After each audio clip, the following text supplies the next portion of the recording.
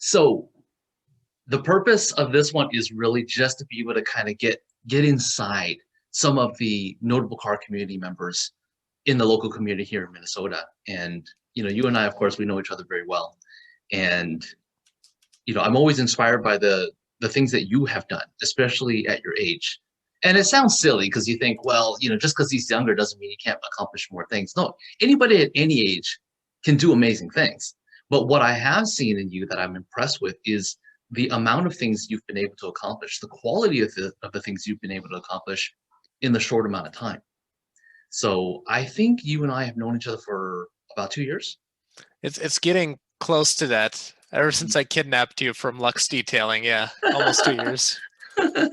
Well, it's been a fantastic relationship, and there are a lot of qualities about you that I admire. Your ability to be able to be impartial, work with others, put out quality products, and that's just not easy to do. There's been an evolution of your growth in the photography industry, but not just photography, but in the car community in general. So that's kind of why I wanted to have this Get Inside piece with you. And it's inaugural. This is actually one of the first ones that I've done via Zoom. The last one that I did was with David from Berkeley Acura. So that was Yeah, really that's good. right. I remember that. Yep. Posted it up on YouTube. And you and I have done some things in the garage with Venom Rally, which has been great. But yeah, so basically, this is kind of like take off the gloves and have an opportunity to really get inside you and share with the local car community. I would rephrase that one. Hey, we're only taking off the gloves. We're not taking off anything else. So because I have my initial relationship with you through photography, I wanted to kind of go back. So I'm going to screen share just for a moment. Let's go ahead and do this. Okay, so you should be able to see my screen. And on your Instagram page is a long list of amazing photographs that you have taken. But if we go back all the way to the beginning of time in your Instagram career, you can look at some of the photos and the progression of how you've improved over time. So there are a lot of budding photographers in the local community. I mean, having the cars that we do through Gitlow, I get a lot of instant messages and private messages about, hey, can I shoot this? And, I'd like an opportunity to do this if we're at the next car show. So you were kind of at that stage, but, within 2 years, we're able to see the quality of the photographs and the quality of the cars that you've been able to engage in.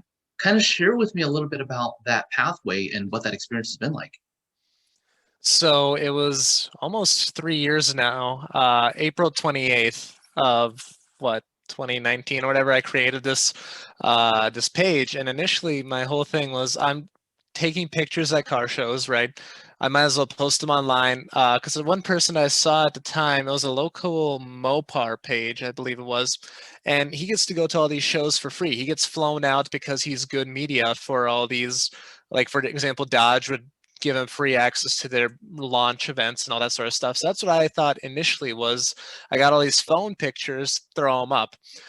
Eventually that kind of turned into taking photos with an actual camera. My dad had this camera that he never used. It was like a point and shoot DSLR, nothing too crazy. It was a hunk of junk compared to the gear I have now. And even compared to some of the gear that the newbie photographers are getting. But basically I took that and then I just started getting good at it. Eventually I kind of got to the point, and if you actually scroll way down to the bottom, I can actually kind of show you where it all kind of started. So that very first photo, that yellow demon, that is my friend Brian's demon. And I actually talk to him every so often still. It was the first demon I ever saw, and that was a phone picture. And I was like, okay, might as well get some likes out of it. I mean, it's pretty bad, but at the time, I didn't think I was going to be a photographer. I actually hated photography in high school. I sucked at it. It was confusing to me. So then if you kind of work your way up a little bit, then I started taking photos at the street heat, started going to meets slowly. And that Corvette right there was my first photo shoot. Very cool guy. I probably hit him up like once or twice a year now just because we're both busy. But you can kind of start seeing like with an actual camera what I was able to do. Horrible editing on that one. I mean, but it started getting better. It was barely better than a phone, but if you see that muscle car photo in the between, yeah, that was one of the first times. That's why I started becoming friends with Marcus and Bruno at the Automotorplex. Oh, Um, nice. Okay. and this is where you can really start seeing some quality within my work, at least compared. And then Chris right there with the orange BMW, he was my second ever photo shoot, and that's one of his favorite photos to date still. Mhm. We still talk about that. We talk about redoing it, but I tend to stay away from Minneapolis nowadays for many reasons. But nonetheless, I mean, with every photo shoot, it got better and better. And that was my second ever one. And then the third one, and then I'll probably stop explaining every single photo shoot here in a bit. But Yeah. if you scroll up to a blue Subaru, I think, yep, right there. That was my third ever photo shoot. That's when I started doing action shots outside of car shows. So I learned how to do rollers from a local photographer who trains dogs or whatever, not active in the car community, but I really started to take my level of quality up. And Cody, the Subaru owner there, he actually recognized that, and he actually gave me my first ever tip for a photo shoot. And then I was like, you know what? I might actually be good at this. Maybe I should take it up a notch and maybe even start charging, make it a hobby. So that was the first year of Minnoxide, I suppose, Oh, by or the the way, beginning. how did you come up with the name Minnoxide? So I was actually looking at doing names like, Minnesota car spotter and Minnesota photographer, all these different names. It was a dime a dozen, dude. Everybody has Minnesota blank supercar, something. I wanted something that was different. So, one thing I've been fairly good at is branding, or at least coming up with names, just because I'm so picky. And I think that might be because of my dad, and how he's always said, if you're not going to do something from a quality standpoint, don't do it at all. And we'll get into that later when we touch on Venom and all that. But um, I came up with a name. I was thinking about, okay, what do cars produce? Carbon monoxide. And then I was like, MINN, switch out the MON.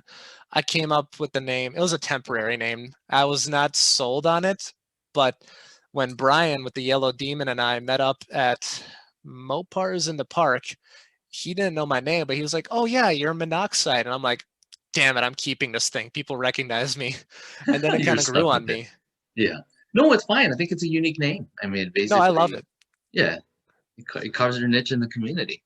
So, we were talking about this progression, and if I could fast forward, let's just look at some of the recent work.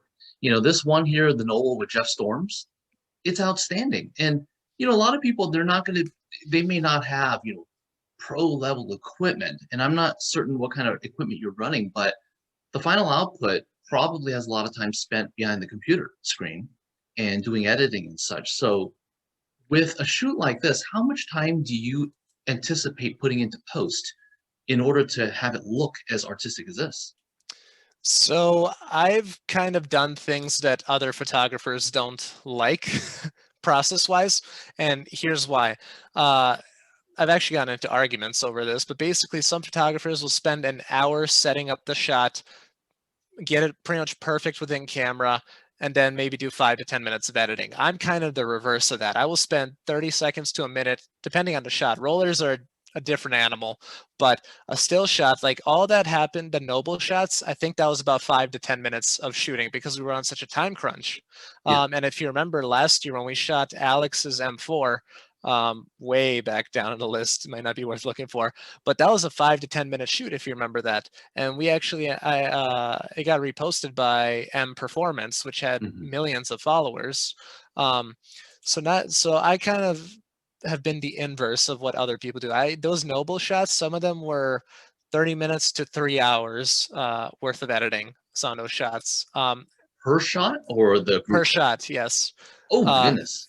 but the problem with that is that car was filthy, and because we were on such a time crunch, we were not able to clean it up and polish it off. For Instagram purposes, you cannot see almost any imperfections. I mean, I had to edit the Camaro out of the reflection, which was the car we were riding in. Oh, Edit all the dirty stuff, really bring the blue back, because this is actually going to be printed in a book. I'm not sure when, but me and Jeff got an offer from someone to get it printed in some sort of noble English cars book or something.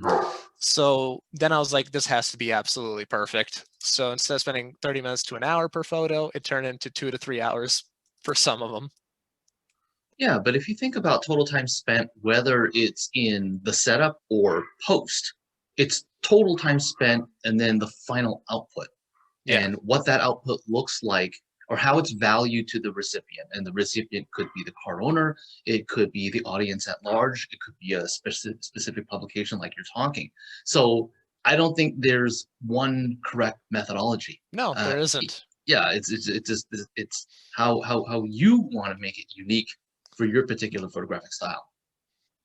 Yeah, one thing I always told myself is that I will never do what Alex Bellis does because he is a whole nother level compared to me because he will spend, I haven't seen his workflow in person, but I've talked to him about it. He has all this lighting set up and the stuff he puts out when you see the work he's done with Ebola.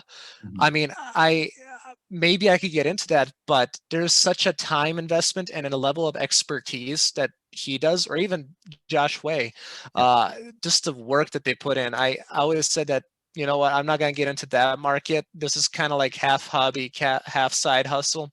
But then you get into shots like this Porsche that you're showing, and that's probably one of my favorite photos ever. Just because that shoot was, the location was perfect. We're at Waste Management. That was one of the, so the last 3 shoots, so the Noble, the Jaguar, and this Porsche shoot, the average time I spent on all of them really shot up. I mean, I was putting in some serious time into making sure they were perfect, at least in my view, But just to make Harris, sure.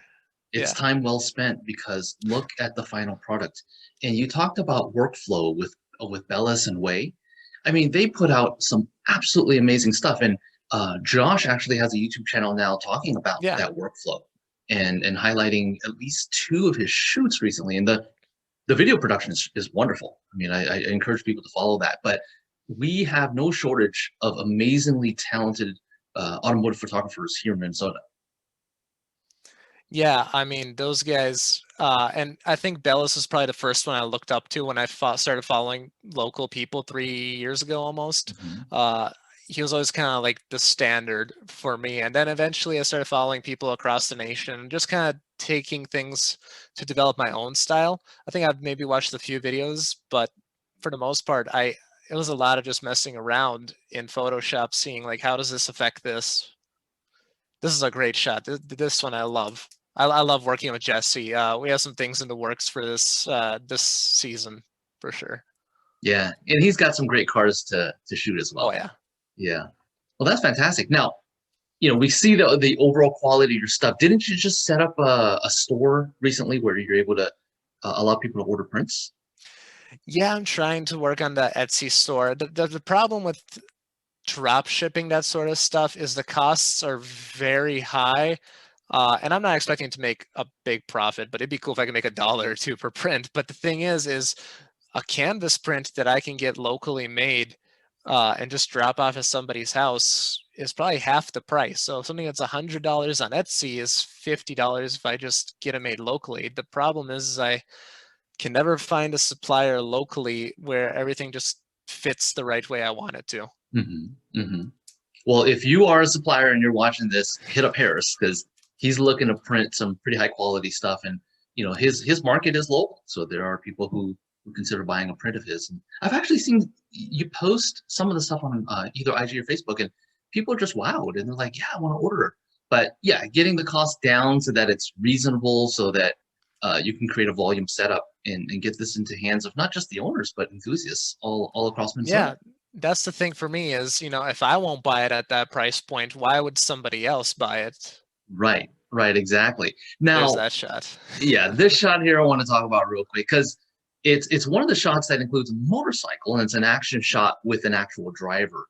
I thought this was an interesting one. We talked about it very quickly when we were at Alex's house, but can you tell the audience very quickly how you set this up and the fact that this is real, this is not Photoshop, the bike is actually moving. Yeah, well, as you could tell by the comment right there, WTF, that was a tricky one. Now, this is the second time me and Alex have done a bike shoot, but this time he's like, "Yeah, dude, I'll stand on top of it." I'm like, "Hey, if you're sure about it," and it was actually easier done than said, which you don't hear often. He says the Mhm. bike is self-balancing. Uh, he said it was pretty easy. Like as long as it's above a certain speed, we're good. And I'm like, hey, if you say so. So I'm over here. I think I had Doug come out and help, my business partner, Doug. I had him come out and he brought no, we had my Cherokee, which, by the way, that thing was horrible for shooting rollers out of because I would hit my head on the back of it. It was just a small car, but I'm hanging out of it. I'm getting leaves and stuff in my face, and I'm over here shooting Alex. I think we're doing about 30 miles an hour at the shot, 30, 40 miles an hour. So what he would have to do is get up to 50 miles an hour and then stand up quickly. And then we had until it gets down to about 30 to get as many stable shots as possible that look good. So we probably did 4 or 5 1-mile runs over the course of probably half an hour for the shoot. And this was in the county roads of Minnesota. For legal purposes, we'll say Mexico, but Yeah, we'll say it's yeah, Mexico. we had to go Well, pretty far out. We were halfway to Mankato, I think. so one thing I am aware of is that he put it into neutral, because if he left it in gear, it would decrease in speed so much, and then potentially create a wobble if you get under 20 or 30. So he Yeah, brought that sucker into neutral, which was great. The other thing though is, yeah, it was easier said or easier done than said, but everything for Alex is easy. So Alex is already talented by nature. He's very good at what he does, whether it be, fitness, racing, which he has Alex Sajati Racing now.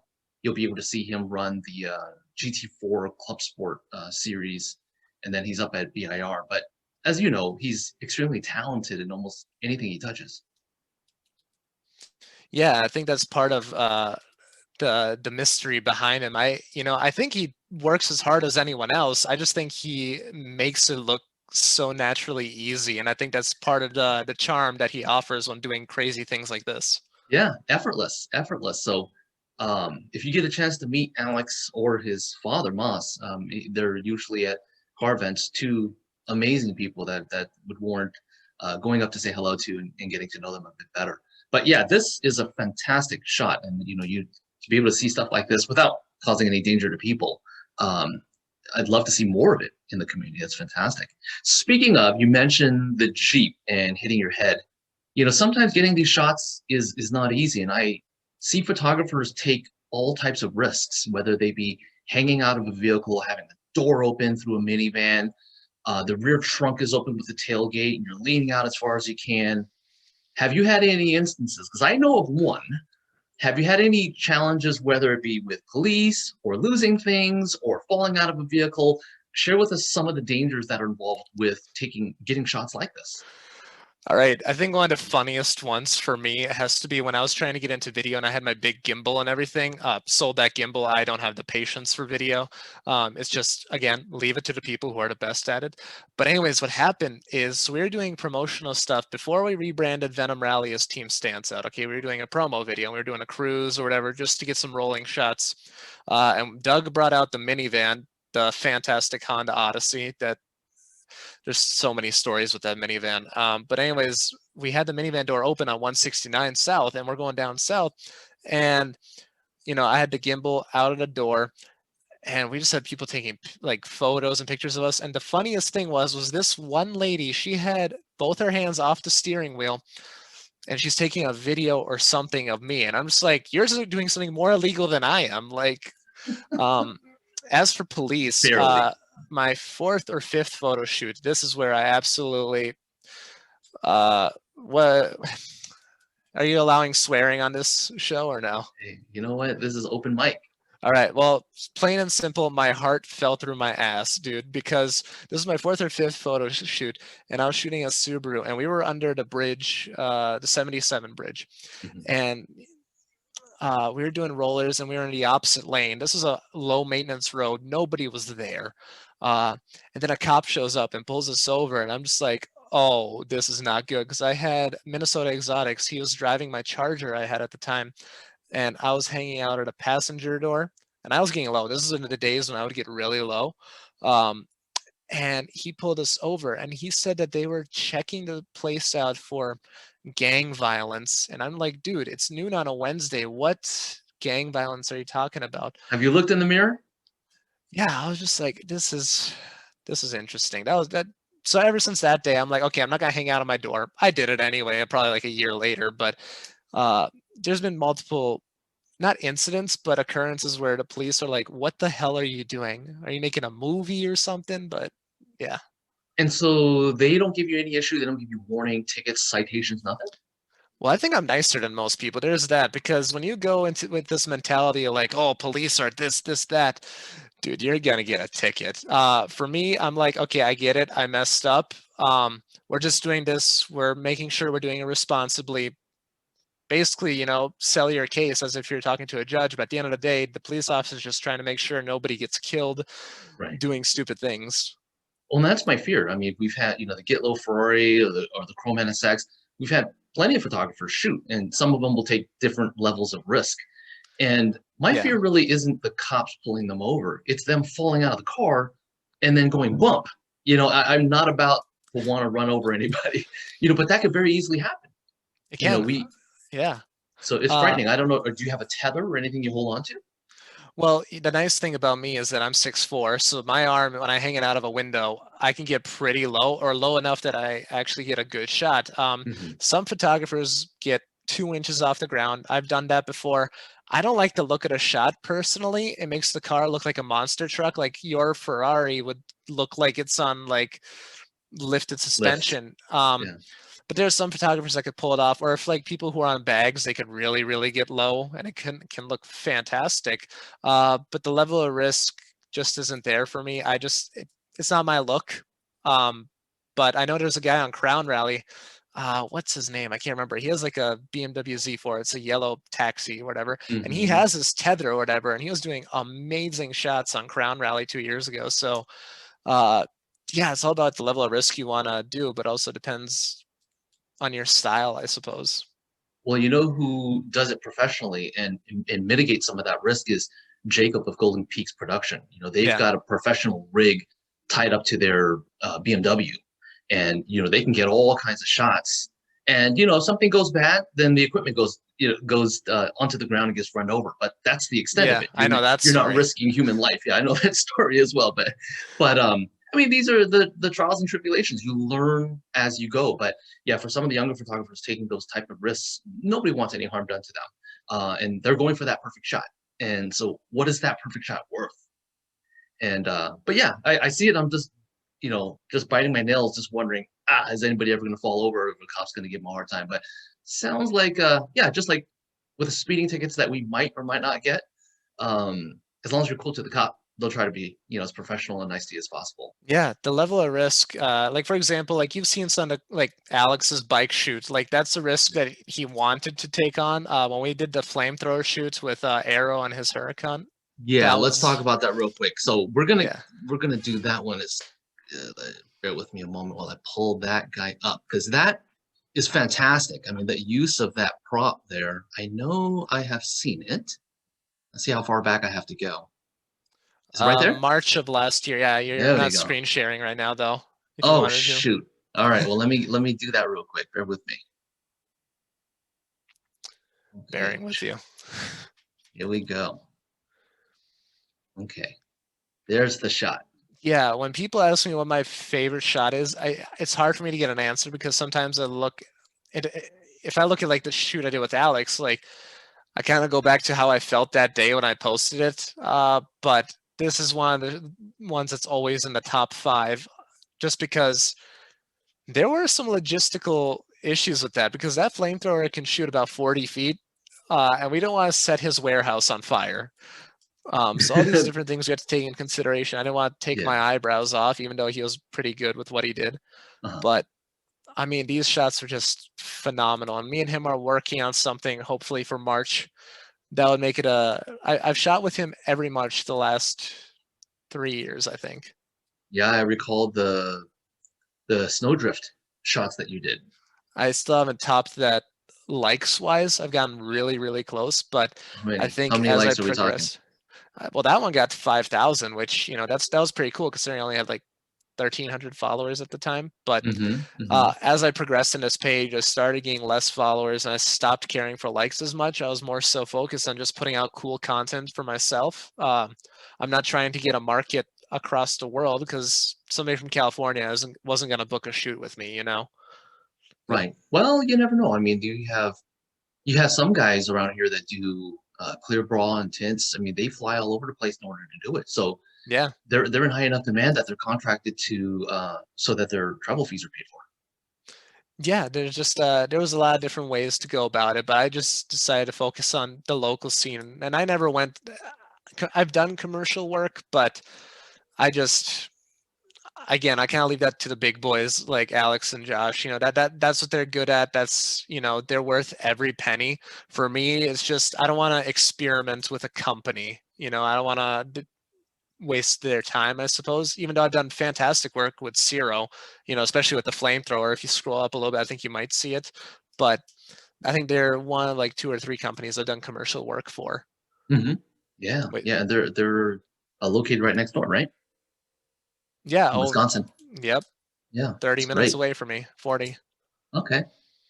Well, moving on to the next chapter of your life, and we just talked about photography, but rallies, um, and talking about taking risk, right? Because you go from photography to something like event management, dealing with a lot of high performance cars, racing down the roads or the back roads, heading to these amazing destinations. I mean that's a feat in itself. But I recall way back when you first had your rally, was it called Team Stance Out? Yeah, that's what it was called. So, okay, so here's where things kind of got interesting. So the thing is with Team Stance, what we were trying to do is we were trying to cater to everyone. And as my designer Trevor would tell me, is when you're trying to cater to everyone, you're catering to no one because you can't meet everybody's expectations. You know, what we were trying to do is we wanted to have free events, you know, just for general meets. Then we wanted to have some paid events, you know, where we'd have competitions and trophies. And then we wanted some rallies, you know, like multi-day events, you know, 1 or 2 days. Maybe we never thought about doing 3 days. That was like beyond us at the time. And this is only, what, 2 years ago now? And we just thought that this would be a great way to include the whole community. Team Stance Out was just kind of like for many different types of cars, whether it was a truck or somebody that's part of Camber gang, you know, whatever. But we eventually realized that we were losing money on these shows because we would do trophies and all this stuff, but we just weren't able to sustain a level of income to even break even. But then also the event, you know, there's only so much you could do with a 2-day event. Now, granted, Daniel Balto is doing a fantastic job with the Rally of 10,000 Lakes. I think that's a perfect 1-2-day event, whatever they're planning for this year. That's the one I attended last year and got pulled over on, which that's a story in itself. But Is that the one in the GTR? yeah, when I got pulled over in the Okay, well, GTR. you're gonna have to. Well, let's just pause real quick. My understanding is that it's something about 150. We'll just say that was in Mexico, but I heard some numbers pretty high up there. So many people thought I got pulled over or radared at 150, and we'll explain what happened there. But essentially, what I did get pulled over for is so we were passing through this town up north, okay, and apparently allegedly they got 150 plus phone calls about all these cars flying through, speeding through these towns. Now, any veteran rallyer knows, do not speed through the small towns. They will get you at the end or at the beginning or the end of those towns. They have police stationed. They will get you. So anyways, yeah, they were getting a bunch of calls. And as we were closing in through this county, we were seeing more and more cars pulled over. I think within the course of 1 to 2 miles, I think I saw 5 to 10 cars pulled over. And I'm just like, I'm going to slow down a little bit. Like I was going 10 under, you know, quiet as a bug. And then there was this minivan turning left, and I'm like, okay, no big sweat. This is how I drive into cities. Go around the right, continue on my merry way. That's the day I found out you cannot pass on the right, even at a stoplight. I thought it was a 2-laner. I suppose not. So, anyways, I get pulled over, and this cop comes up fuming. I mean, he was not a happy camper because, again, they're getting all these calls. A lot of risky driving was taking place because you had all these newbie ralliers who want to keep up with the supercars or whatever, and they're just, you know, driving on the shoulder, just a lot of risky things. But he comes up, and this is the only mistake I made getting pulled over ever. He said, "How are you doing?" And being the douche I am, because I'm driving a GTR, and this is just something I said at the time, but what I said was, "Oh, nothing, just living the dream." Oh man, you were ready to get that ticket. Dude, I don't know what went through my head when I said that, because that's why I say, because I was working at Mystic Lake at the front desk at the time or whatever. So whenever guests would ask, "How's it going?" "Oh, you know, living a dream," you know, whatever. Uh, yeah, the officer was not too pleased about that. However, I mean, granted, I'm an honest person, but I exaggerated a little bit here. I started telling him everything that was the case. I told him, like, this isn't my car. The actual owner just was drunk the night before. He can't drive. So this is my detailer, which Alec is the one that I brought for that. He was my co-driver. So here's the thing. That car had a lot of things wrong with it at the time. It had tint. It had an illegal exhaust. I had a minor in the car. The car reeked of weed, by the way, which turned out that was not actually weed, but it was really close to the smell. Was there anybody dead in the trunk? No, but there was ammunition in the trunk, and I was just praying to God that A, the car doesn't get searched, and B, that there's no gun in there, because all these different things would have added up. Right. The I'm sure the insurance was gun's loaded expired. too. Yeah, the insurance was expired on the car. The tabs were expired. Oh my Dude, God, you're anything just that you can name. asking for it. Yeah, and I'm just sitting here like, dude, it's a Saturday. I'm gonna go to jail. I don't know the law. At this time, I was a total moron. But I'm like sitting here like, okay, I'm gonna go to jail and I have finals on Monday. What's gonna happen here? So that whole story, I walked away with a warning. I had him laughing by the end of this thing. Uh, but man, that was a terrifying thing. So anyways, back to the 150 miles an hour thing. Um, on a rally, you tend to push things a little bit. This car was on summer tires and it was 28 degrees, but I knew this car very well. I put probably close to 1,000 miles on my buddy's GTR, so I knew it very well. And I was just kind of pushing it. After I got pulled over, I started getting more and more comfortable, and I decided, let's do a Mexico run. And then Alec texted my brother. My brother told his friend or whatever that he went to school with, and they were on the rally as well.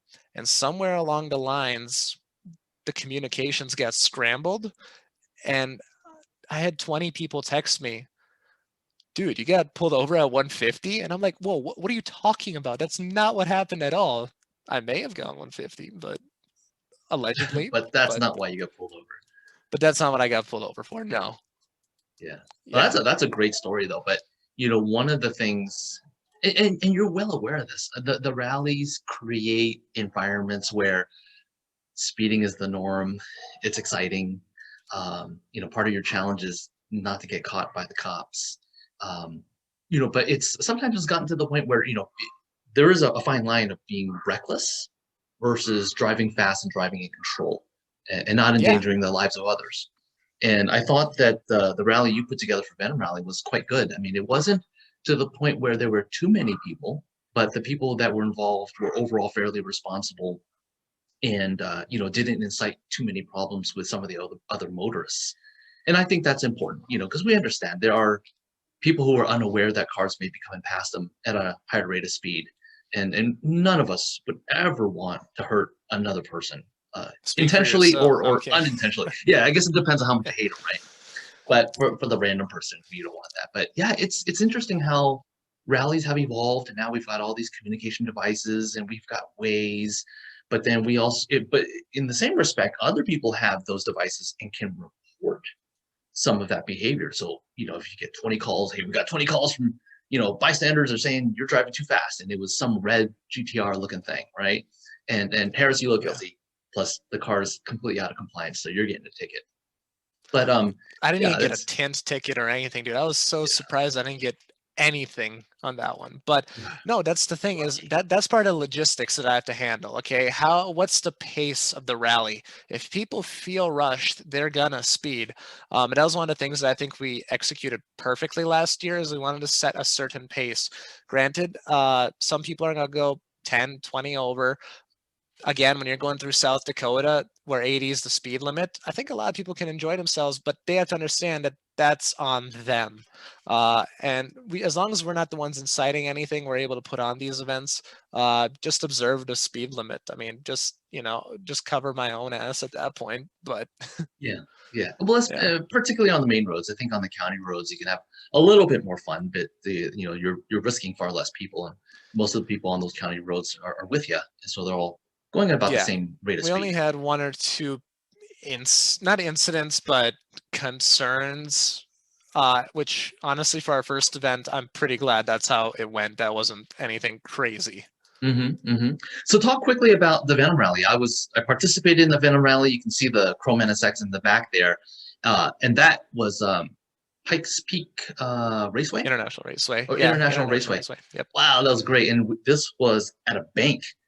So it was the first time I've ever been on a track that actually had a bank. And it's a little unnerving at first because you don't know, how that's going to affect the dynamics of the car. But, after a few laps, you get used to it. So, Colorado's actually quite lucky to have a location like this. And then we went up to Pikes Peak, which unfortunately we couldn't go very fast. But by the time you got to the peak, you were almost out of breath. And just the view was absolutely stunning Yeah. and cold. And so was the car, by the way. You weren't the only one out of breath. Some of the cars, like I was riding in a McLaren for a little bit, and Uh-huh. you could definitely tell it wasn't the same level of performance as it was at a lower altitude. I mean, and some of the other cars there, but um, man, where do I start? What were you thinking I discussed about Venom? Well, Anything? just the fact that you are going to be on year two, and going back to the beginning of this interview, we talked about the fact that you were just kind of getting started in the industry, and how quickly you've been not only exposed to car culture, but just the type of cars that you've been able to get in and drive and hang around. I mean, in this photograph, there's some pretty impressive cars. I mean, I heard that it was around seventh grade that if you were talking about your future and the fact that you might be driving a Camaro, and that might have Yeah. been exciting. But look at it now. I mean, I think that's a 675 LT. Yeah. Yep. And So you've that driven, what other kind of cars have you driven?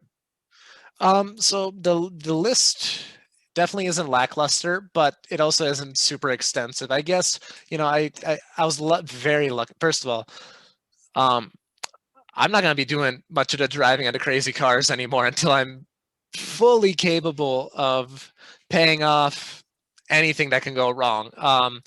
And I have Josh Way to thank for that, because I was getting a little more and more confident, but I wasn't thinking about the fact, like, let's say I borrowed your Ferrari, if you were crazy enough to let me do so. If I'm a perfect driver, which I'd like to think I am, if Karen hits me, we're in trouble. I mean, there's just nothing there. Even if she's responsible for it, you know, your Ferrari, for example, it's going to take several months to source the parts to fix it if it's not totaled. I mean, that'd be taking away from you. I don't want to be dealing with any of that responsibility. However, before I realized that, I did get to drive Alex's Aventador. That was very fun. That was just before my 19th birthday, I think. The GTR, briefly your NSX, that was pretty cool. Just across the street, I blipped the throttle maybe 20%, because you and I we were good friends at the time, but not I could floor your car type of friends. um, man, I mean, I don't know, man. I've driven lots of cars over the years. I think the first fast car I got to drive that scared the hell out of me was probably a Hellcat. I was a relatively new driver at the time. I was like, "Hey, Dad, can I take the Hellcat around the neighborhood?" My dad just brought one home from the dealership for a day or whatever. Um, I blipped the throttle. I slid through a corner in the neighborhood. I was like, "Oh yeah, this is too much for me at the time," because I only had my license for 6 months at the time. But um, yeah, I can't think of anything else that I drove. I was doing Meet the Owner, so I got to drive Alex's M4, some other cars I can't even think of right now. But I've been very lucky to drive a lot of different things. But will that continue? Probably not. And for those who don't know, the Meet the Owners is a video series that Harris was involved in, where he actually drove an owner's car, kind of gave the driving impressions, talked to the owner. The owner would give impressions as well. And I do hope to And bring that back for yeah, sure. yeah. I mean, Uh, we love stuff like that, especially from local owners, where you really get an understanding of the experience driving a car. Driving a car isn't just the exterior, how it looks, or how much money you've paid for it. It's how it makes you feel behind the wheel. And you being able to share from your perspective, which is a non-owner's perspective, is great. But it's because you very have that side different. by side, yeah, it's very different. But in Yeah, your videos, you have the side by side, so you get both impressions at the same time. yeah, what my mindset was behind that is you bring the fear of that car back to the owner because you have this newbie behind the wheel, but also as someone who's never driven that car or that version of the car, uh, it's kind of like that first experience. Like let's say somebody who's 15, not 15, let's say somebody who's never driven a Lambo before, they get to test drive a Lambo for the first time. It's a very different experience than someone who's owned a Lambo for 4 to 5 years. So that was my mentality behind it. And I do want to bring that back once I can get insured a reasonable amount, but that's a problem for later.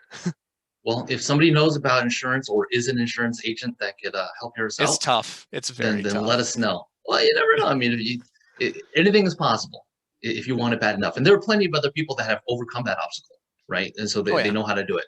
So especially if you can figure out how to monetize it and have the revenues from YouTube pay for itself. Yeah. So back to your point though, yeah, I did grow through this industry very quickly. I became not, I mean, very well known is kind of a stretch. If I go to Target, I'm not going to expect to see anyone outside of Jesse. I've seen his car at Target once or twice, but nobody's going to recognize me in a Target. I'm not famous by any means. I'm just locally known.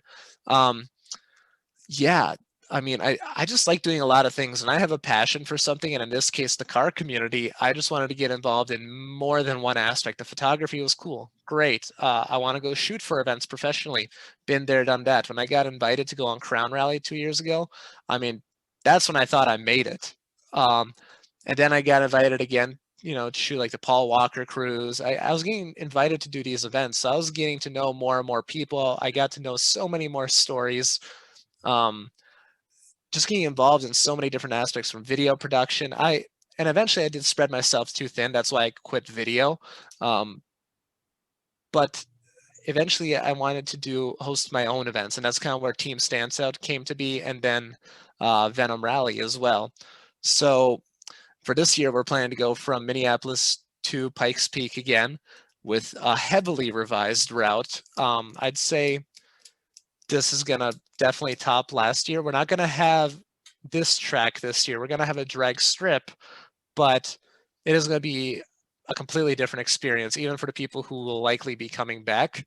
And then we're doing Minneapolis to Niagara Falls, which at first I was leaning towards the Colorado one as my favorite. However, the Niagara Falls one I'm super excited for because we have this really amazing go-karting track as one of the competition points where it's like a 1.5 mile long track, which is pretty big for a go-kart track, by the way. Uh, and it's just going to be super, super competitive. We want people to really get that racing taste, but without putting their own cars at risk. Because there were a couple people that didn't want to go on a track last year, if you remember. But we're just trying to make it a little more competitive on the points thing while also bringing some really fun roads, especially on the Colorado side as well. Yeah. And the fact that I think these events, there's less of a COVID risk because everybody's in their own vehicles. Oh It's more yeah. likely to happen as opposed to like the Cars and Coffee type events they would have where people can actually mingle. But things are looking pretty good this year. I think the local governor is going to maybe start opening things up a bit more. So I'm optimistic about car season. Yeah, I'm very optimistic about that. And we've been working on, again, planning a rally is a logistical nightmare. And I'm very glad I have a partner or a business partner who's able to help to that degree because we can both take on the tasks that we're very, very good at or Mhm. good at naturally. So definitely a lot of logistics to dance around from planning the hotels to planning the destinations to the overall feel of the event. Again, I would not want to put out an event that I wouldn't go to myself you know, price point, quality wise, all those different things come into account. So this year, again, Venom Rally, you're heading back to Pikes Peak, and then you're also going to Niagara Falls. So anybody watching this, if you're interested in participating in a well-run rally, it's a multi-day event, definitely visit venomrally.com, and you'll be able to stay in touch with them, figure out, you know, what type of cars are going to be going. But it should be very, very exciting. I think, you know, with each year that you're doing it, it progressively is going to get better and better and better.